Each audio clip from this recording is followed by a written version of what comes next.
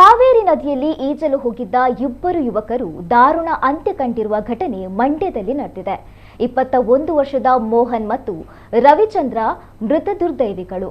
ಈ ಇಬ್ಬರು ಐಟಿಐ ಮುಗಿಸಿ ಕೇನ್ಸ್ ಟೆಕ್ನಾಲಜಿಯಲ್ಲಿ ಕೆಲಸ ಮಾಡ್ತಾ ಇದ್ದು, ತನ್ನ ಮತ್ತೊಬ್ಬ ಸ್ನೇಹಿತ ವಿಕಾಸ್ ಜೊತೆಗೂಡಿ ಮೂವರು ಬಲಮುರಿ ಪ್ರವಾಸಿ ತಾಣಕ್ಕೆ ಬಂದಿದ್ದ ವೇಳೆ ಈ ದುರ್ಘಟನೆ ಸಂಭವಿಸಿದೆ.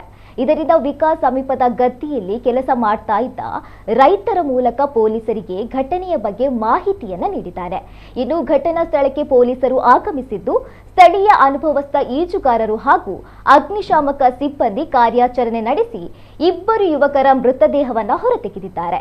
ಸದ್ಯ ಈ ಬಗ್ಗೆ ಪೊಲೀಸರು ಪ್ರಕರಣವನ್ನು ದಾಖಲಿಸಿಕೊಂಡಿದ್ದಾರೆ.